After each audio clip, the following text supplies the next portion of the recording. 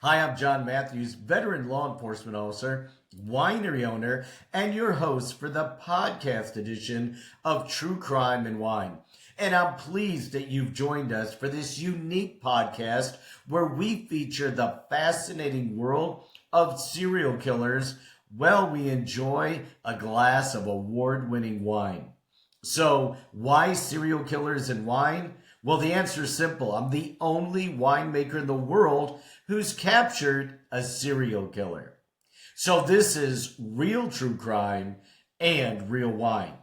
And each episode, myself and Brandy Diamond, the popular podcast host of Texas Wine and True Crime, which you can also hear on Spotify, Apple, YouTube, and all of your favorite podcast platforms, will join me. And together, we're going to take you on a journey profiling some of the most interesting and intriguing serial killer cases from around the world, all while enjoying some of our favorite wines. I've got my favorite Casaro wine. Today it's Tempranillo. And we'll talk more about that a little later. So we invite you to pour yourself a glass of Killer Cabernet or Murderous Merlot and join us for the podcast version of True Crime and Wine. And as always, make sure you share the show on Facebook or your favorite platform with your friends and other true crime lovers. Like it, subscribe on Spotify, Apple, YouTube, or your favorite podcast platform. And get ready to enjoy real true crime and real wine.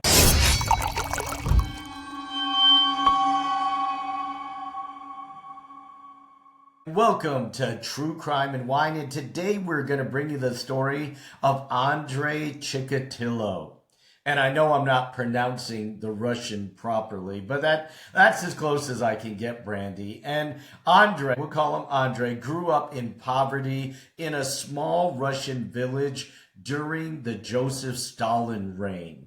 He lived in a one-room shack, and he even testified to the fact that he was only fed grass and leaves sometimes to stave off hunger. He said he witnessed the atrocities of war in Nazi-occupied Russia and was beat during that time by his mother for wetting the bed. He was certainly traumatized by what he saw with the Nazi troops and even watched as his mother was raped by German soldiers. She later gave birth to a child, and she berated and beat that child for what had happened to her. Now, Andrei was small and skinny and weak from starvation, and often he wore rags to school. And like it is in so many cultures, he was, bullied because of how he looked and how he smelled and how weak he was, and he was even beaten by some of the other children. But he showed to be an excellent student. And as Andrei grew, he had to latch onto something, and what he latched onto was the Communist Party. And by the time he was a teenager, Andrei was an ardent communist. Matter of fact, he was appointed editor of the school newspaper and organized street marches for students. Behind his calm and cool exterior and his leadership, even as a teenager in the Communist Party, he had chronic impotence and sexually assaulted his first victim, an 11-year-old girl, while he was still in high school. And so from the very beginning, we see a really rough upbringing here.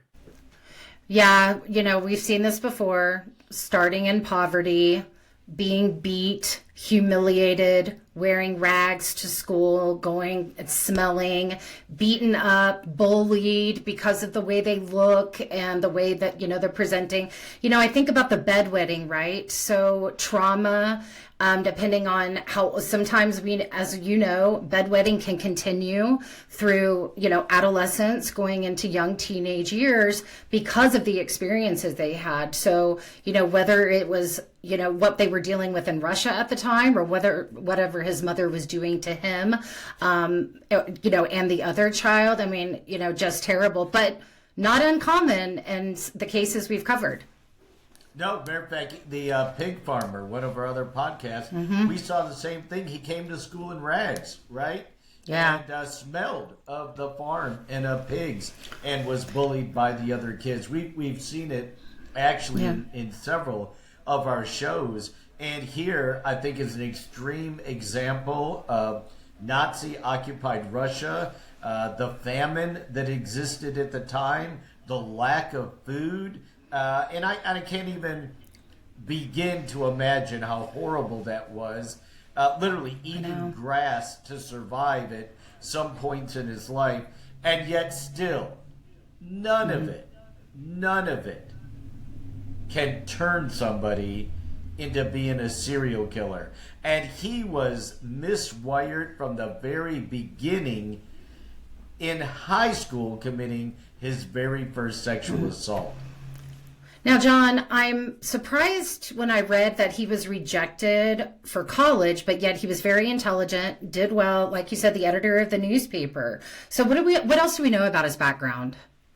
Well, after he was rejected for college, and it might have been he was a studious student or a good student in the small high school he went to, but simply couldn't make it into the college environment. So he entered the military. He actually served as a border guard and served in the Communist Party. So we see this trend continuing, that he was active as a youth, active in high school. Now he joins the military and becomes an active member in the Communist Party, which he's going to tactically use that to his advantage later on. Now, after he returned home from the military, he entered a prearranged marriage and somehow had 2 children, even though he was still primarily impotent.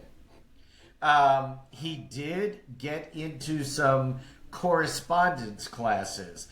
Still wasn't able to get into a college, but earned 4 mail order degrees, right? Right. And then with those degrees, he taught at a local school. But his failure to control himself with students that ridiculed him landed him back out of the school again. After about 10 years of being married, and certainly things could have gone on during this, we know that he began sexually assaulting young girls at his school. Where, believe it or not, so now you've got a guy that the school suspects is got problems with the girls, but his duty was to make sure the girls were in the dorm at night. Yeah, I don't understand that piece of it. And observed by other teachers touching himself in front of these girls. I mean, you have people witnessing his behavior. So yeah, very bizarre. Yeah, and he was sexually assaulted, at least 2 of them, in his classroom, but was never disciplined. So other teachers know about this behavior, and yet nothing's being done. Finally, after numerous complaints, he resigned, but then repeated the exact same process in at least 2 other schools. So now he's married, he's got 2 children, but he's sexually assaulting young girls in these schools where he is a teacher. They're looking at him, to be an example, a leader, someone they can trust, and he's preying on these young girls.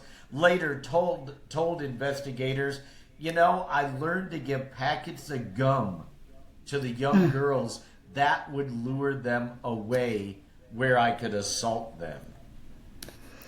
So we talk about we talk about profiling, whether it's the crime scene, victimology, the MO background. I see a lot of similarities, John, and other cases that we've covered, the background piece, learning the communication skills you need to be able to lure these girls away. He starts with gum. It's going to get, I'm sure, to alcohol at some point, depending on, we're going to talk about this victimology. But what is standing out to you right now? I mean, you've done these kinds of cases. What's standing out? Yeah, to me, you're exactly right. Victimology is what's standing out. He's going after a certain victim.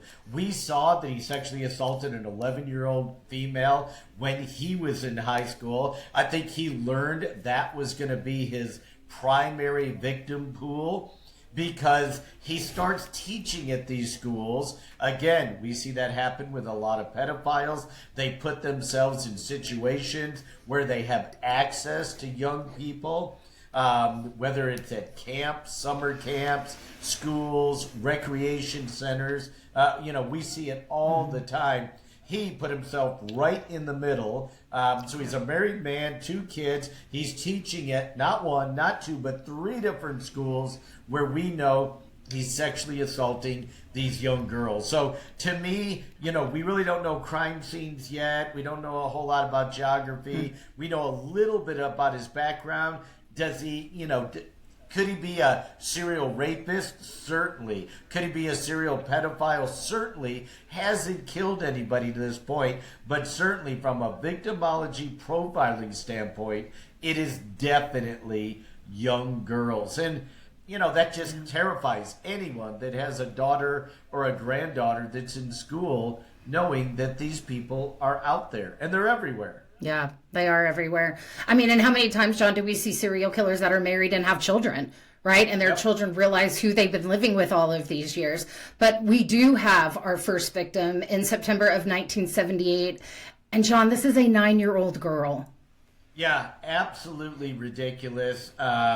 He picks the youngest girls, it seems, starting with that 11-year-old, assaulting the other young ones. But this is a 9-year-old girl. He lured her into a small wooden hut that he had secretly purchased. Again, he's not making a lot of money, but he's got enough money that he purchases this wooden hut without his wife ever even knowing about it. And it was down by a river nearby in town.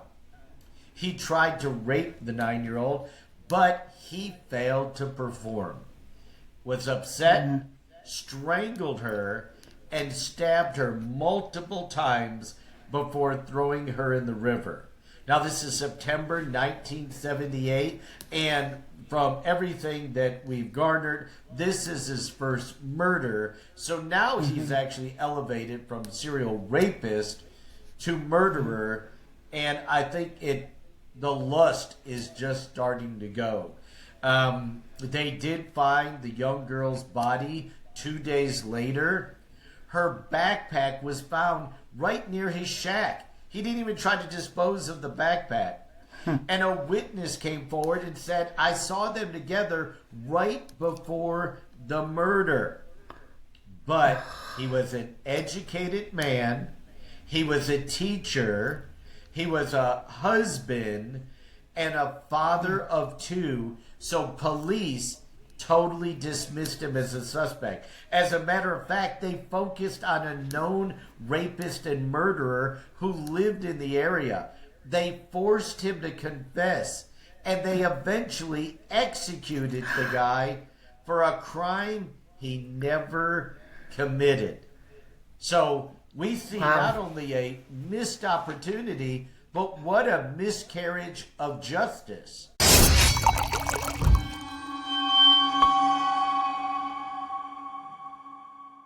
Well, as I was going through this case and looking at this was one of the first pieces that stuck out. Somebody takes the fall for the crime, confesses, put to death.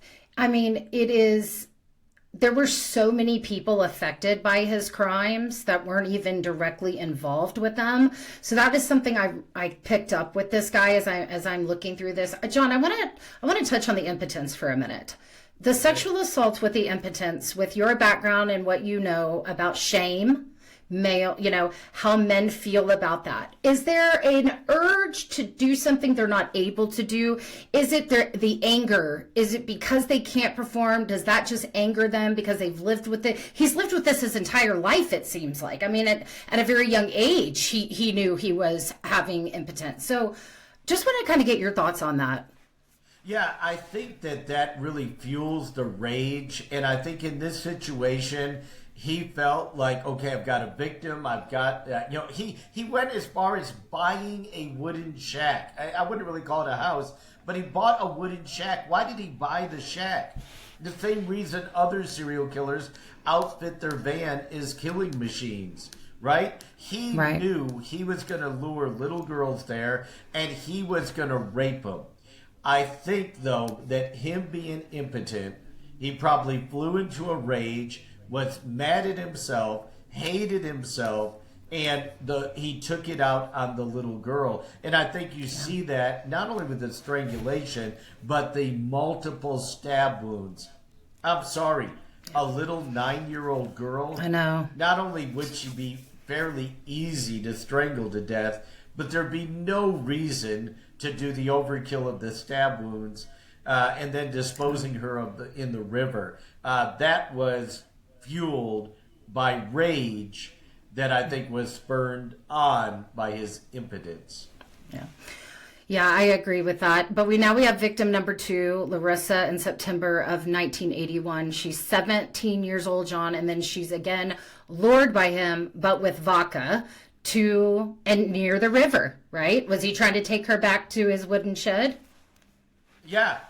And there's a fairly large gap here. And I think, like we've talked about in previous shows, the gap is victims that we don't know about. These guys don't just go, I'll quit being a rapist, I'll quit being a murderer, right? He has graduated in age. Remember, his first victim was 11. He sexually assaulted many other young girls. The young girl in the wooden hut was very young, but he's changing now.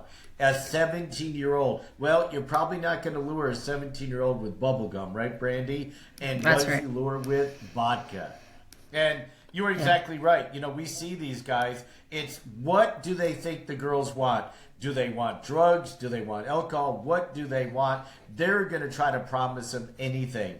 He again attempted to rape her, but failed at intercourse. And it sent him into a rage once again. He shoved mud down her mouth to muffle her screams before beating her with a 6-foot stick and strangling her to death. This time, however, he had no knife, so he mutilated her with his teeth. And once again, and we've seen this over and over, where did he attack? Like many, many killers, the number one area on the body is the nipples. He actually tore them off of his victim. He then loosely covered her with leaves and branches, but she was easily found the next day. So now we start looking at body disposal. He wasn't trying to cover up his crime, was he? No, not trying to cover it up. Weapons of opportunity, right? 6-foot stick, using his hands to strangle her, beating her, with his fists, no knife. So he's a little messy. I don't know if he's now having it's a victim of opportunity or if he was following or targeting. I don't know if we're quite there with the victimology just quite yet. But I mean, the teeth, tearing off the nipples. I mean, that's just so much anger and rage and hate for women. I've got to believe, Brandy, that he really thought he could perform. He brought vodka, right? He didn't bring a knife. So we don't see, like most organized killers, him bringing weapons. So I think that in his mind, he really thought that he could rape her and perform because he brought the vodka to lure her to the river. But then when he couldn't, just like with the other victim, he flew into a rage and grabbed whatever he could, which happened to be a stick, and strangled her and beat her to death before mutilating her with his teeth, basically. Yeah. And again, covering her loosely with branches and leaves. I mean, not trying to hide her, just disregard of like getting rid of trash. That's that's kind of way it feels. Yeah, and from a profiling standpoint, he certainly, didn't put her on display for anybody to see, but at the same time, he didn't make a whole lot of effort because she was found the next day. And they even said she was loosely covered with leaves and branches. So he just discarded her to move on to his next victim. Well, his next victim, John, is 9 months later in June of 1982. Let's talk about victim number 3.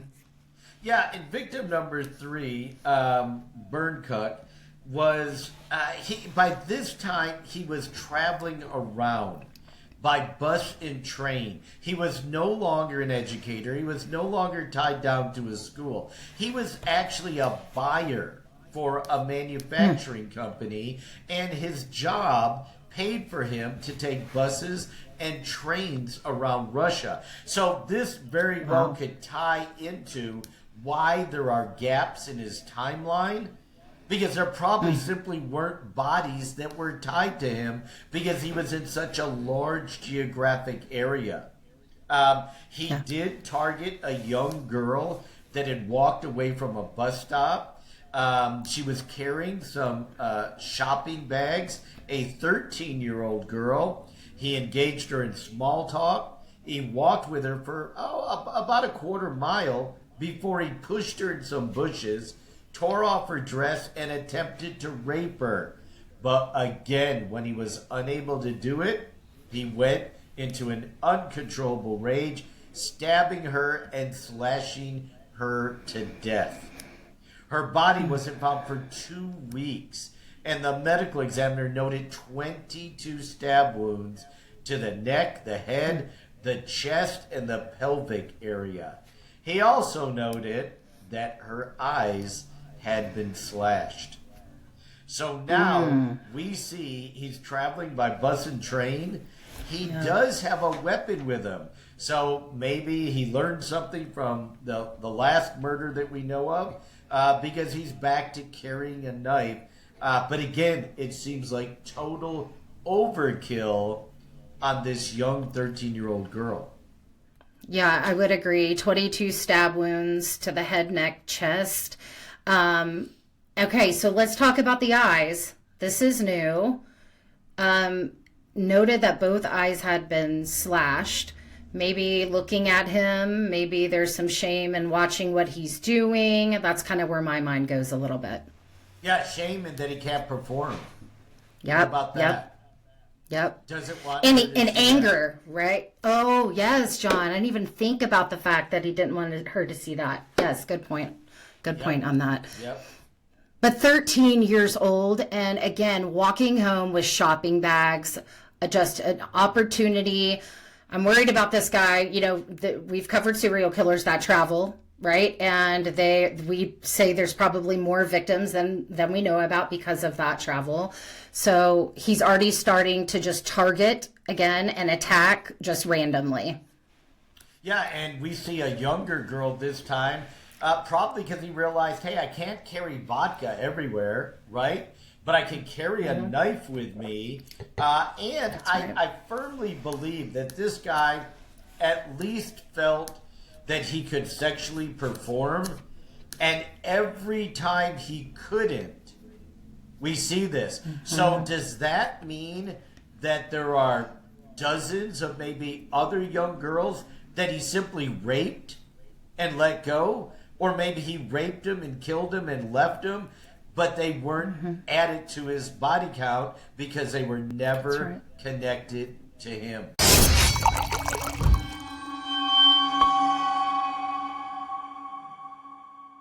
Brandy, I'm so thankful to all of our listeners out there, and we want our family of true crime lovers to continue to grow.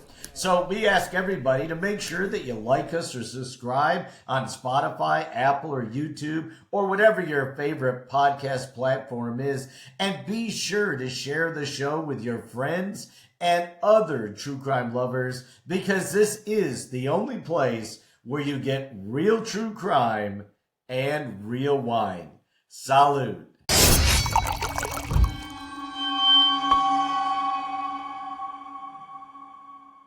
Okay, John, so we now have murders number 4 through number 8 between July and September of 1982. So I'm seeing a smaller timeline, more victims. So what do we know about these victims? Yeah, you're right. It's a very condensed timeline now, and where we're seeing victims every single month. 5 victims here. All of them during this time were between 9 and 18 years old. They were runaways, vagrants, or children that he would find at bus or rail stations. Remember, he traveled around. He was like a traveling salesman purchasing supplies for his company. He would seek out a young girl in the same trade, take them to a nearby forest or other secluded area, and most of the time it was within 100 yards of the bus or the rail station.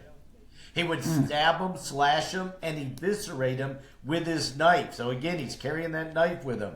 He'd strangle them or beat them to death. He would also slash or gouge out their eyes.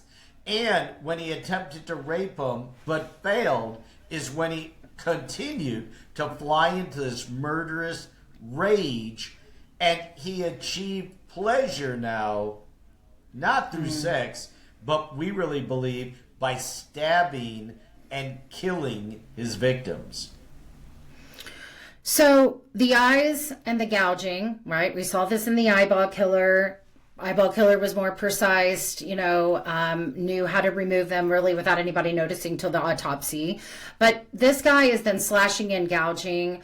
Are they looking at him? Does he not want them to see what's happening? His anger, his impotence, he's trying to perform. Are they laughing at him? I think about this too, right? Like, are they shaming him in some way, which makes him fly into a rage?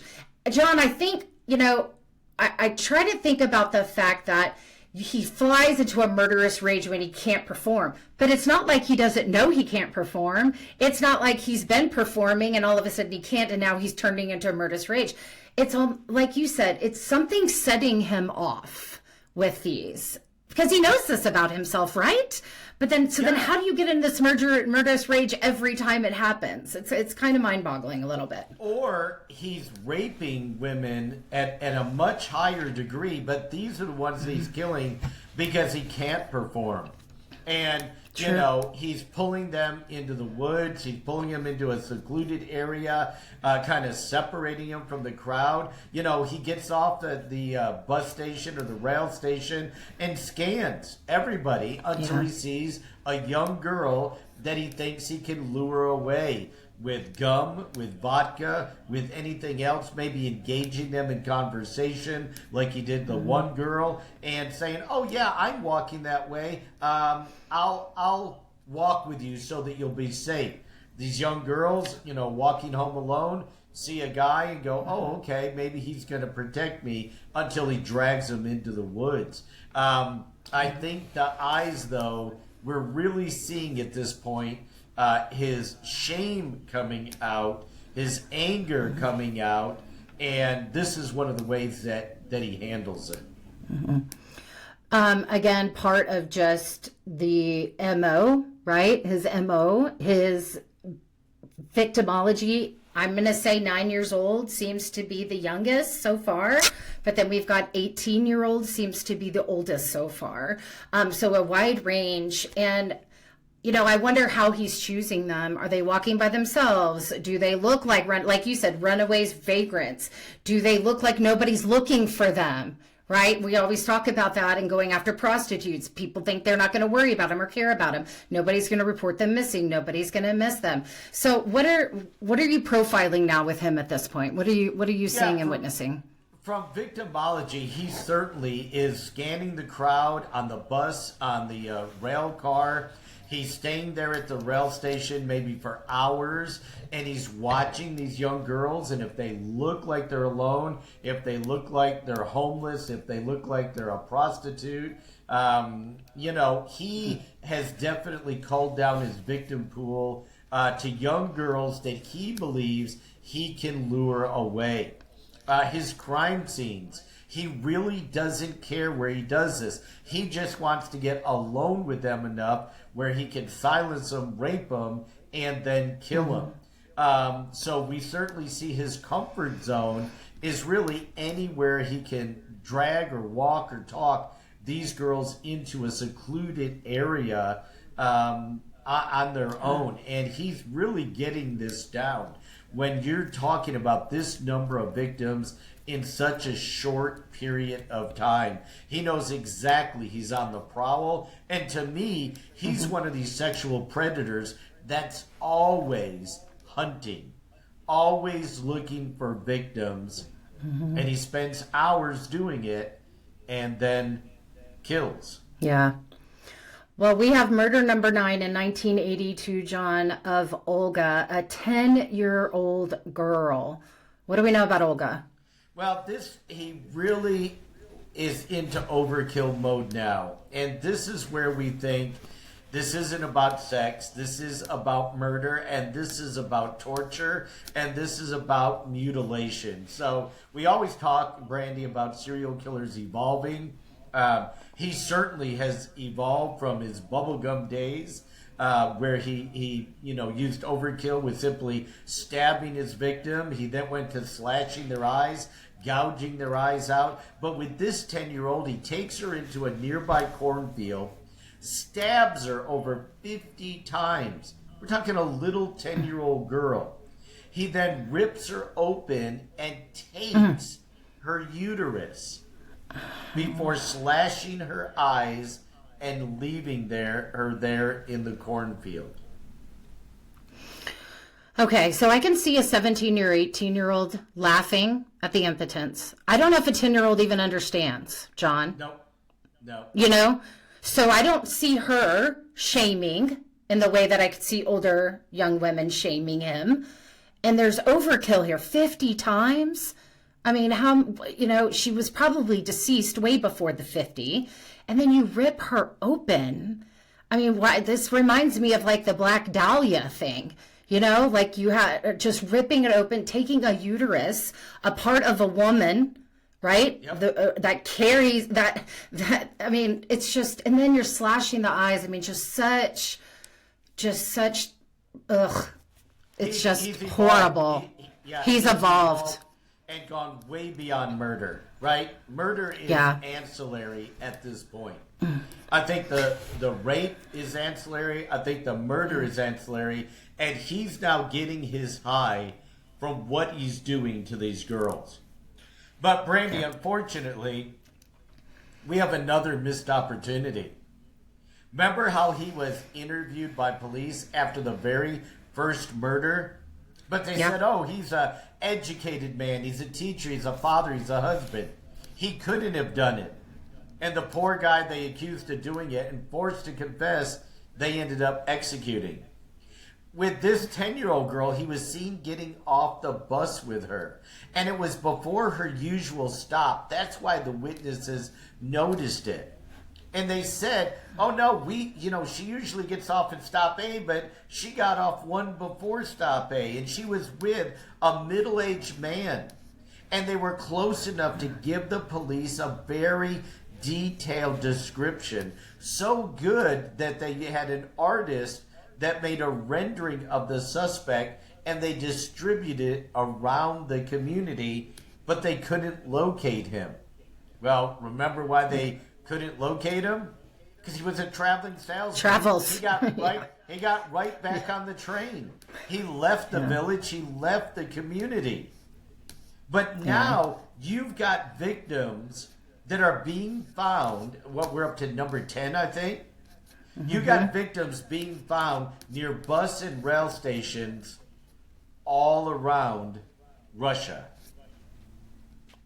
So they have to start piecing things together at this point, John.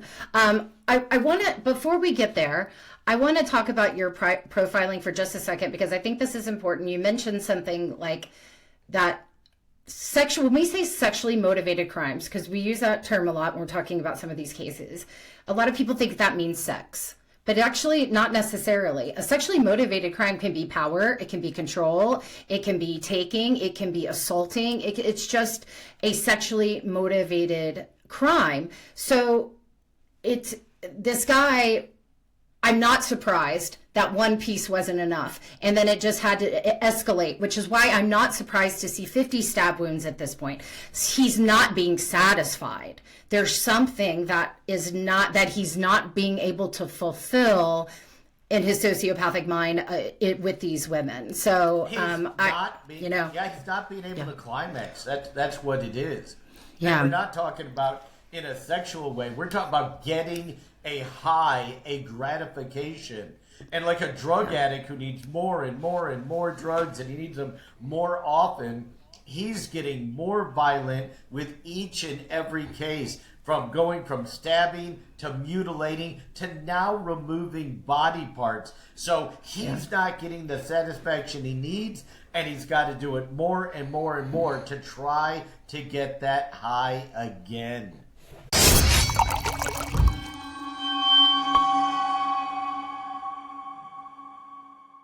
Okay, so are the police onto him now? They have bodies showing up. What are they talking about at this point? Well, so the individual police really don't have a clue yet, because you've got all these scattered communities over a huge section of Russia. But the main police agency in Russia is starting to get some pressure, because these local agencies are calling and saying something's going on here, because we have a body not far from our train station. We have a body not far from our railroad station. And they're starting to put it together. When Olga's body was found, the police said, well, really, the unusual thing was the stabbing of the eyes. You know, how many times does this go back to the eyes? So she was stabbed and her uterus was removed. But really what they talked about is how her eyes were slashed. And fortunately, that was noted by other jurisdictions.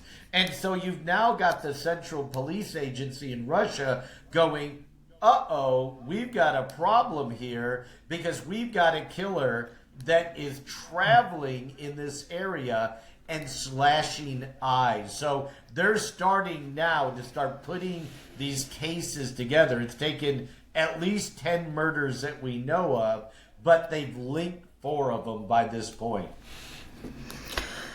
So at least they're onto him. At least it's the beginning. They're talking about it. But we have 6 more murders between June and September of 1983. And I think this is when they finally realized they're hunting a serial killer, John.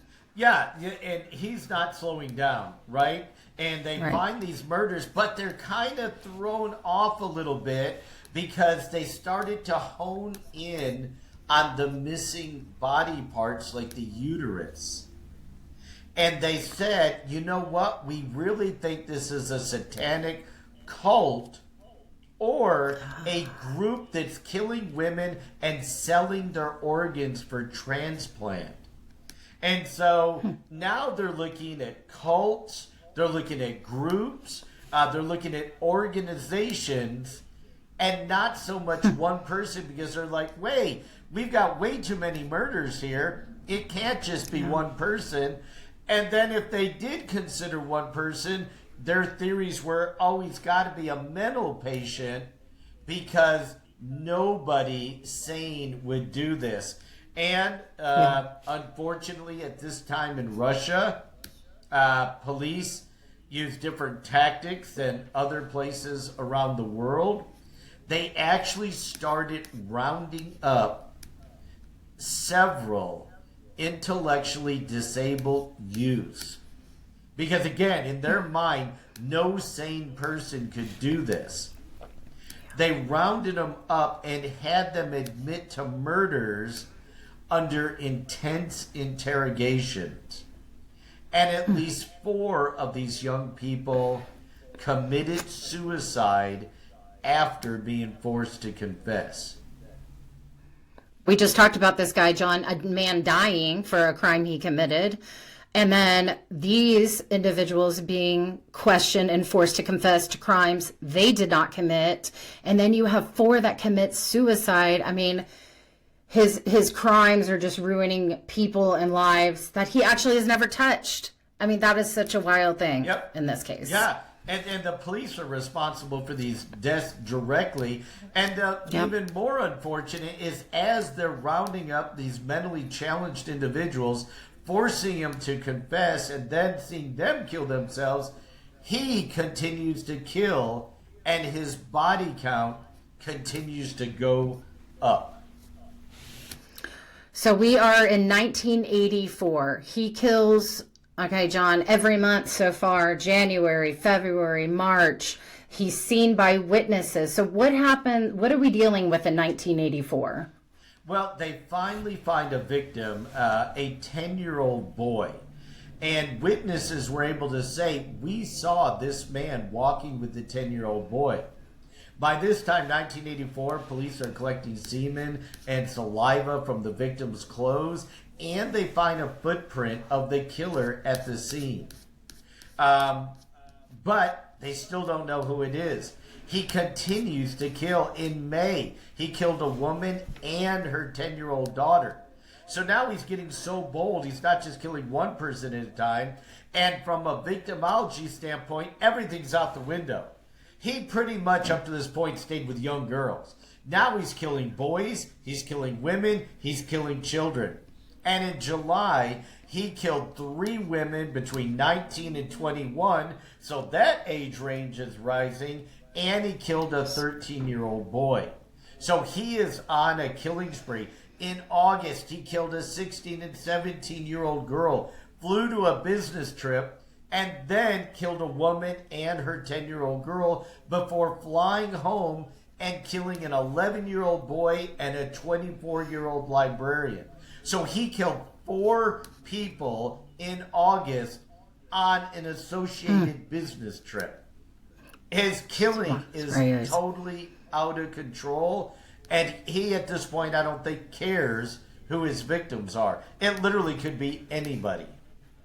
Yeah, that's the first thing I thought of is just, it doesn't matter anymore. I mean, it's just filling that need and to satisfy that craving that he's feeling. And a boy, girl, young, older, he's just kind of all over the place by 1984. So September of 1984, John, 2 undercover officers are working at the bus station. What do they see? What is happening there? The body count at this point is horrific, right? And it's becoming big news in the media. Law enforcement is under tremendous pressure. They form a task force. They assign undercover officers to every bus station, every rail station that they can, with as many people as they can. These 2 officers actually observe him trying to engage multiple women in conversation and rubbing up against them. Again, we know he's been staking out these rail stations and spends hours there looking for the right victim. They arrest him for assault and they search his bag and they find a knife, rope, and a jar of Vaseline. And he matched the description of the suspect provided by the witnesses. They thought they had everything that they needed. Yeah, and you have 2 undercover officers that are watching him engage with women. And then... And a kill kit. And a kill kit. Does anything happen? Do they bring him in? Do they talk to him? They arrest him, right? They arrest him for assault. Okay. Bring him in. They type his blood, and it comes back A. Now they're really confused because the suspect, the killer, the blood that they had gathered was AB.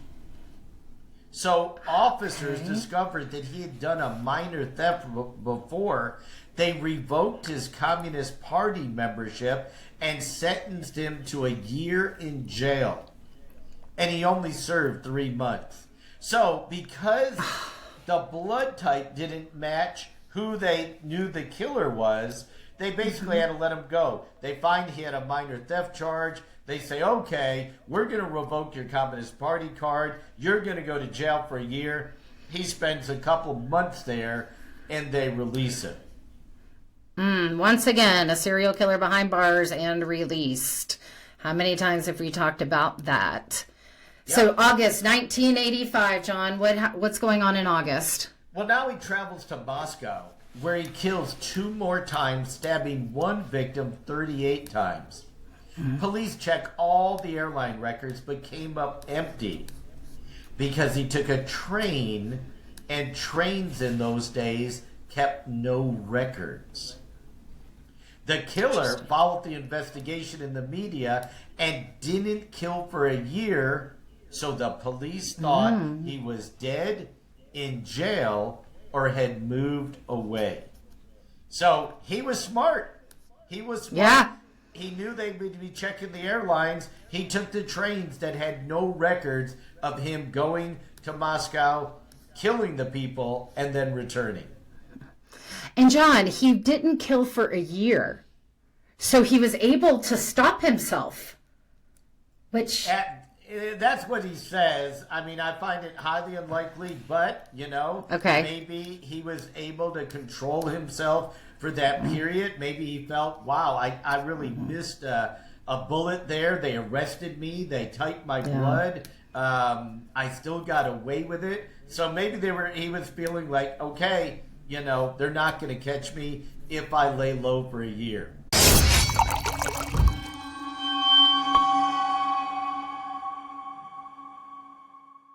On each episode of True Crime and Wine, we feature one of our Casaro winery brands. And it's fitting to share with everyone what I'm enjoying today, and it's a glass of Tempranillo.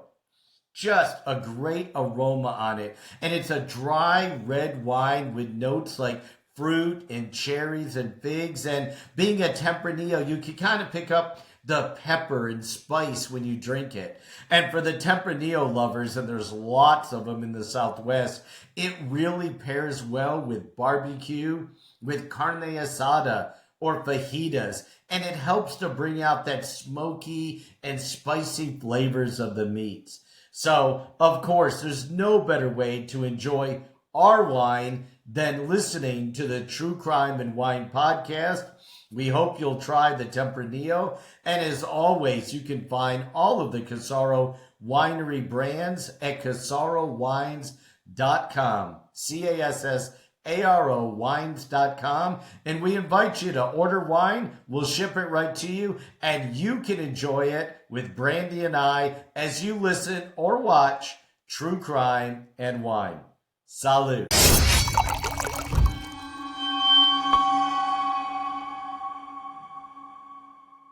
Well, during this time, the police appointed a new prosecutor to head the investigation because the body count was just crazy. And the head of the investigation profiled the killer and said, I think this is somebody that's sexually impotent.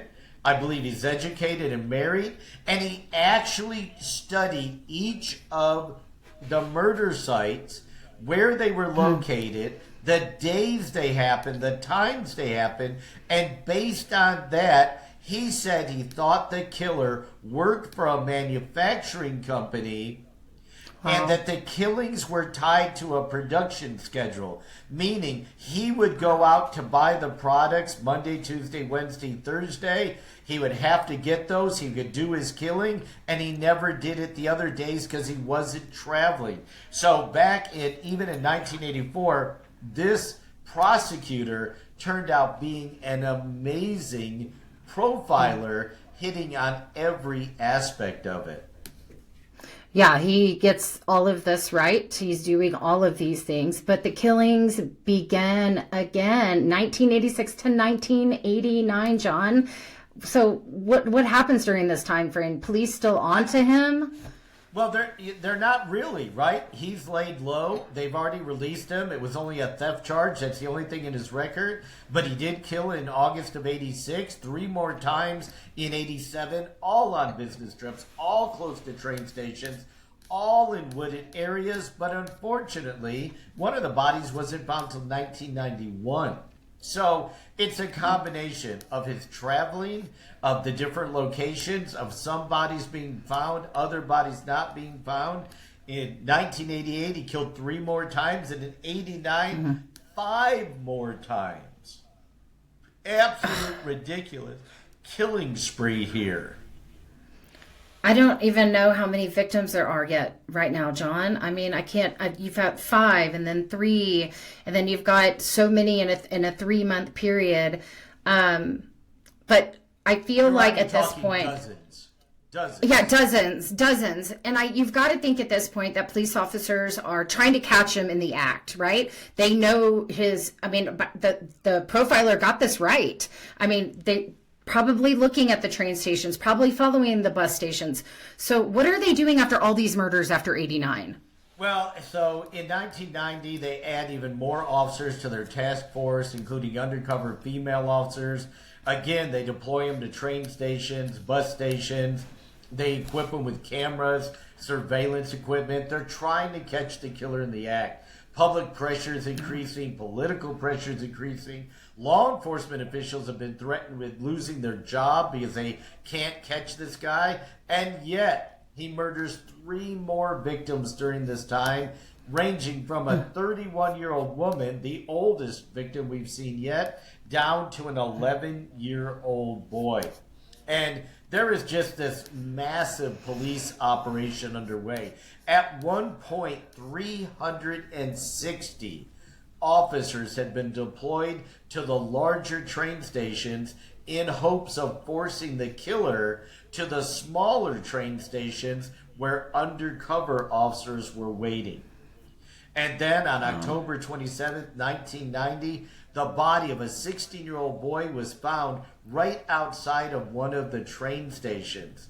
On the same day, the 16-year-old was lured away and killed after receiving 40 stab wounds. So you can't have officers everywhere, but they tried to. And then again on November 2nd, 1990, a 22-year-old woman was killed outside of another train station. But this time, an undercover officer observed the man approach a water well, and wash his hands and face. The officer didn't think about looking for a victim. I don't know why. Okay. But the man the officer reported had grass and soil stains on his clothes and a red smear mark, blood on his face. But the officer felt he had no reason to arrest him, so he simply ID'd him and filed a report. But that was going to be the beginning of the end.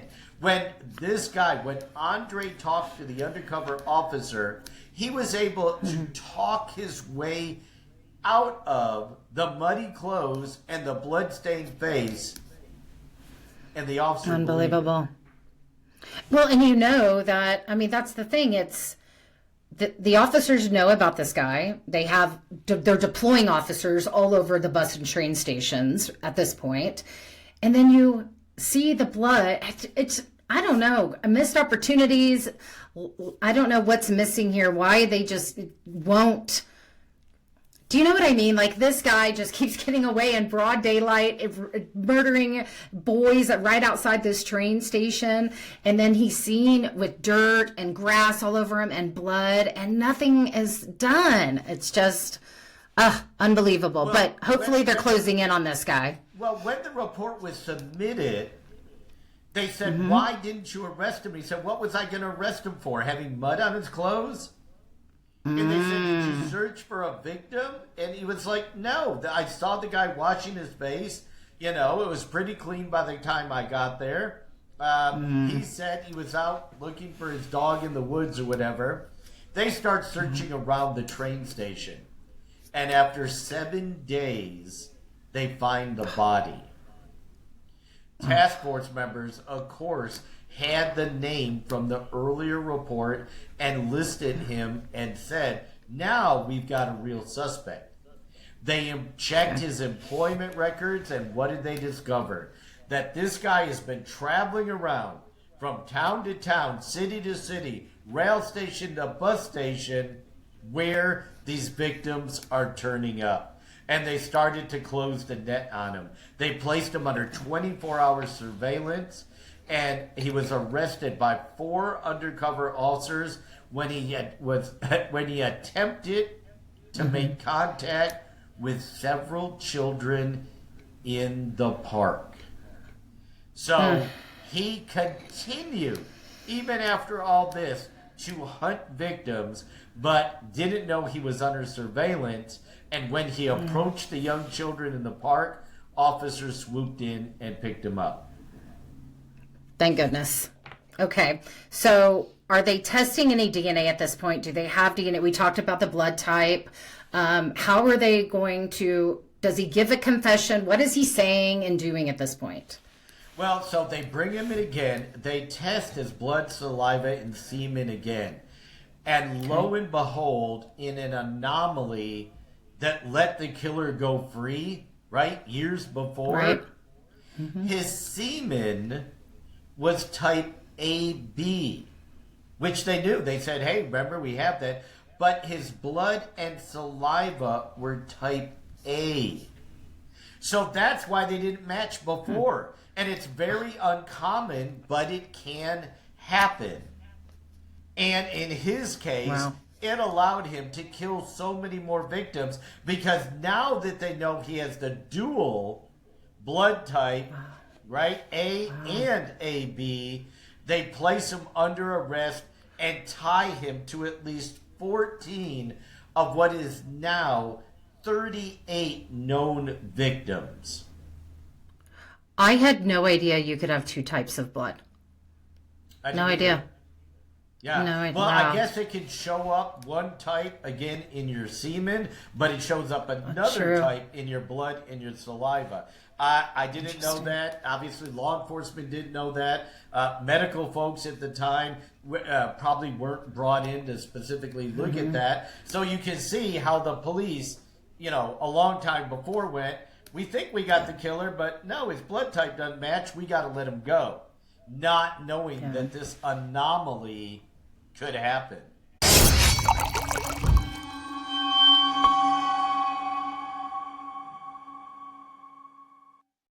Okay, John, so we know that they are at least saying he's responsible for 14 of the 38 known victims, but we believe there's many more than that.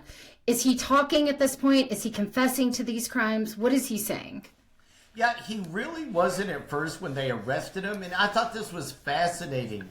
Remember that prosecutor years before who did the criminal profile and actually hit it right on the head, right? That this guy was a traveling salesman, that there was a production schedule, that he was going to these locations and buying materials. So when they confronted him with the 65-page psychological profile, he thought it was amazing. And he actually confessed to 36 of the 38 murders and gave details of each murder, even drawing sketches of various crime scenes and how he positioned the victims' bodies. He admitted to things like tying the boy's hands with pre-cut rope before killing him, and that he performed sexual acts with females while stabbing them until they're dead, or until he was sexually satisfied.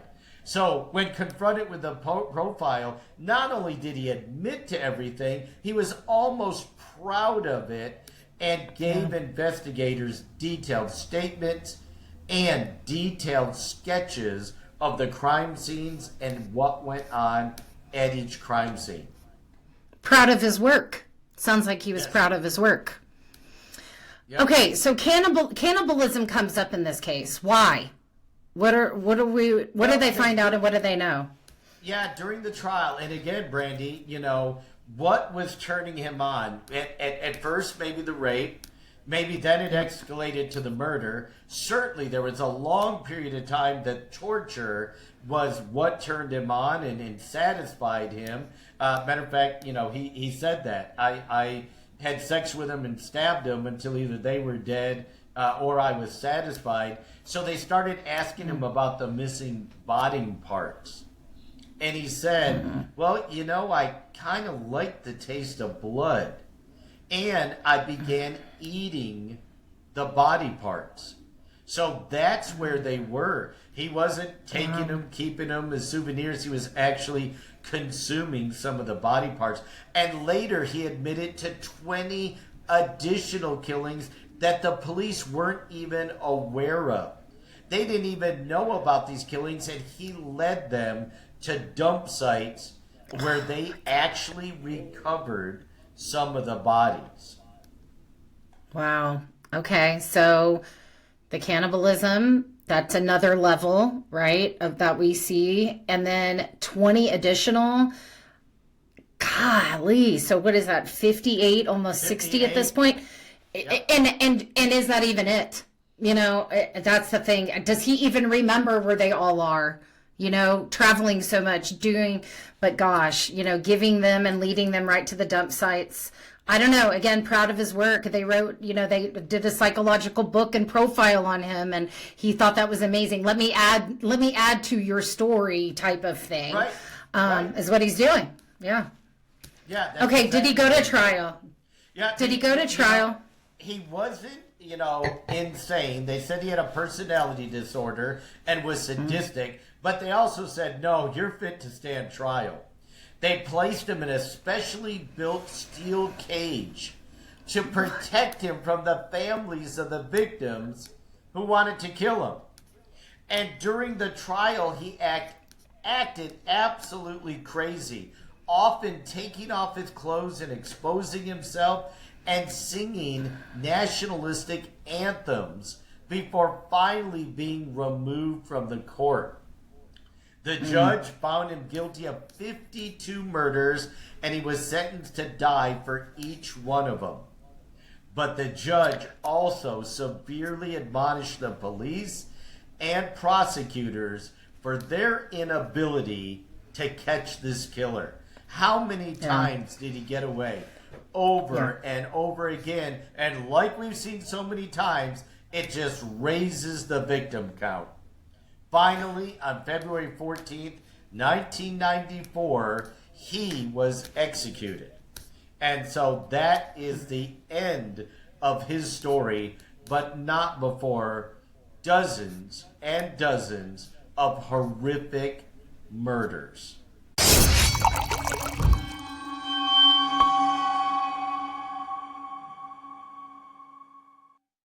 As we put a court, in this edition of our True Crime and Wine podcast, I want to remind all the listeners that you can follow us on all of our socials at JJ True Crime and Wine.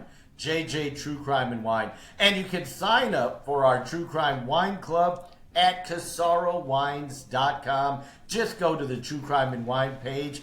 And finally, if you'd like to get any of our great logoed merchandise, like the top of the wine barrel I have behind me with the daggers and the wine glass, you can find that at Shop True Crime. Shop True Crime. You can find all your logo merchandise. We've got t-shirts, hoodies, hats, all kinds of things for you. Of course, wine glasses. So as we wrap up business for today, I want to thank, of course, my co-host Brandy Diamond for joining me on this journey, and our producer, Lauren Bedsole, back in the Corsicana Command Center for making this show possible. And we'll see each one of you on the next episode when we present the Happy Face Killer. You may have seen it on a recent television show. You may have heard about it, but this is a truck-driving serial killer who signed his crimes with a happy face. I'm John Matthews, and thanks for joining us today for True Crime and Wine. Salud.